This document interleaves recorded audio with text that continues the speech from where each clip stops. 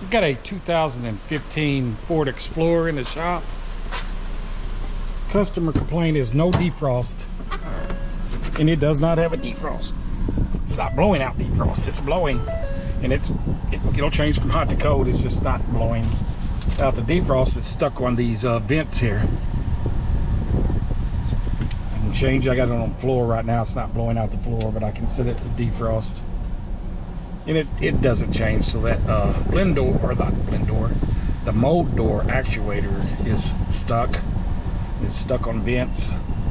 We do have a code in it, B1086-07, which is the air distribution damper motor, which is the mold, that little mold actuator.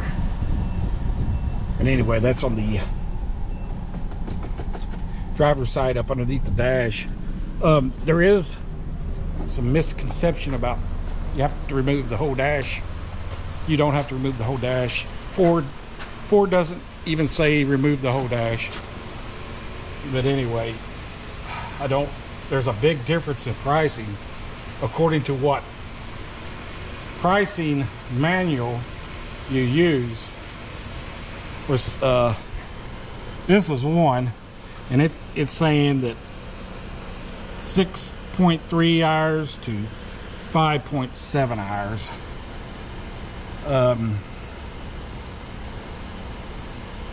That is, and right here it says instrument panel must be removed to gain access.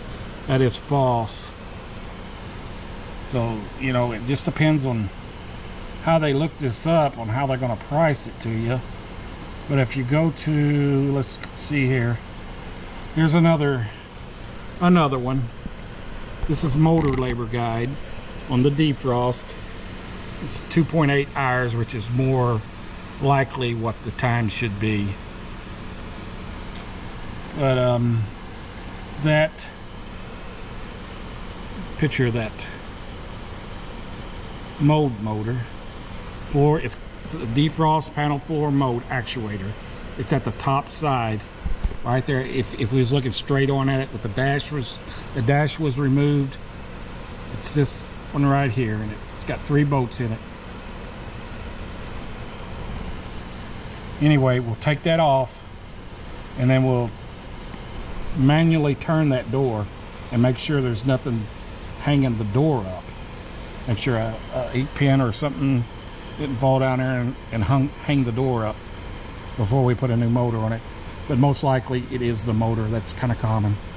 There'll be 2 7mm bolts on the bottom side of this panel. When you pull it off, it's got little snap-in deals that snap in. Remove it, and then you'll remove these 10mm bolts here. There's 4 of them. Remove this here panel. Let's go ahead and remove the negative battery cable.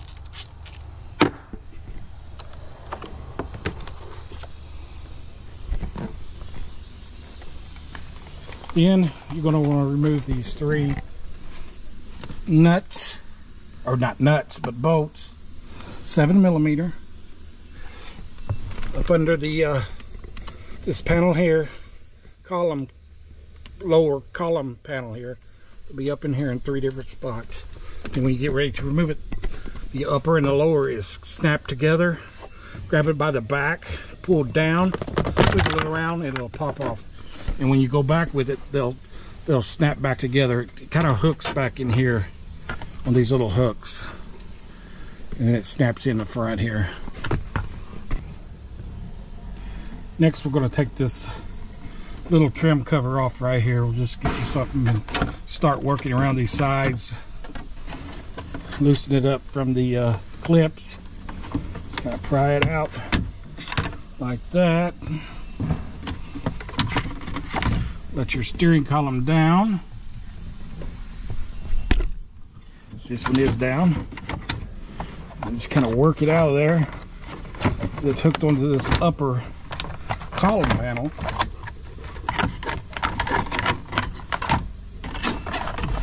There is a connector back here, right there, that you will have to unhook. It's probably just one of them squeeze type, I would imagine.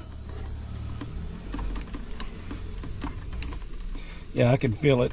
I just can't get a good hold on it, so I'll probably have to cut this off.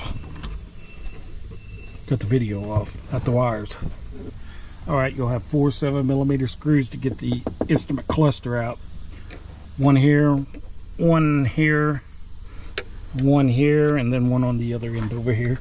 Just buzz them out real quick. So once you get this cluster pulled out, there is a connector behind it. You'll have to reach behind and grab, and this is a connector. You just push in on this little tab right here and it pulls right out. If you'll look down in here, you can see that actuator right there, right where the end of my tool is at. There is one of the, what is it, an 8mm maybe? I think it's an 8, it could be a 7. But anyway, there's one on the other side here, and then there'll be one down towards the bottom. Okay, I'm going underneath the dash right now. Right up to where the end of my light is, that's that actuator. There's the other mounting bolt for it, and it has a little electrical connector there, that little red tab on the back side of that connector. You have to pull it out and then push a release pin on that connector and pull it out. Okay, I removed that one on the bottom. It is an 8mm. I just used a wobble socket on this one. Can use just a kind of regular wobble type setup on it, and extension. This is the extension I used. Just went right straight up through here, got on it, removed it. Now let's go to the top. Okay, so I'm on the top, just using that same wobble, 8mm. On that, I'm starting with that back one first, and I'm just going to bring it out, and then I'll move to this other one. This one right here. I'll remove it last. Just get on it like that with that wobble, and just take it out. Okay, once them bolts are out, right here's the little motor, right where the end of my screwdriver is. I'm gonna go underneath with my hand, see if I can get it loosened out, pulled out, just like that. Bring it out to the bottom, real simple.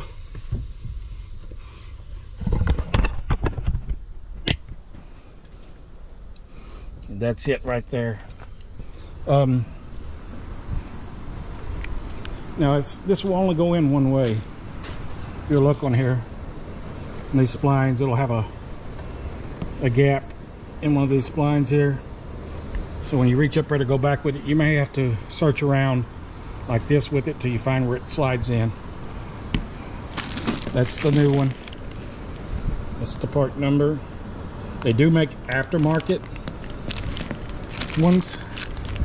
I've had problems out of aftermarket actuators, so I try not to use them anymore. If I can get a manufactured one from Ford, that's what I do.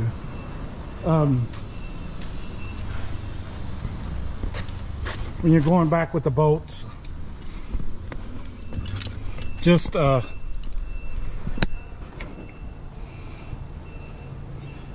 tape these on with some masking tape and reach in there with it. Go back together with it. Okay, I'm going to reach my hand up in here. See that white tab sticking out? That's the door itself. So I'm going to see if I can spin that and make sure that's not stuck. I don't know if you'll be able to see it. I can get my camera. Okay, I can't turn that door with my hands, but I don't know if it's because I can't get a good grip on it or if it's jammed up in there. So I just pulled this little motor apart. It's kind of got some tabs around the side. And I'm going to pull this gear out, and I'm going to use this to insert it in there into the door. That way it'll give me a good grip on it to make sure that that's moving freely. Okay, with the little gear in place, I can move the door back and forth all the way. I've still got that little gear stuck in there. So we'll just go ahead and slide the new motor in place. The new motor is back in place. I just went underneath, just like how I came off. It went right on, slid right on, real simple. So now I'll just put the mounting bolts back in, and I'll be back. Let's see if we fixed it. Okay, I don't have it all back together, but I got enough back together where we can check it. And it is blowing out on the defrost now. Nothing on the vents. Let's switch it to the vents. Make sure everything's switching. It's coming out now. Switch it to the floor. Should just be able to feel that on my feet. Stopping on the vents. Turn it on high. Oh yeah, I can feel it now. Turn it on high. It's coming out the floor. Let's go back to defrost.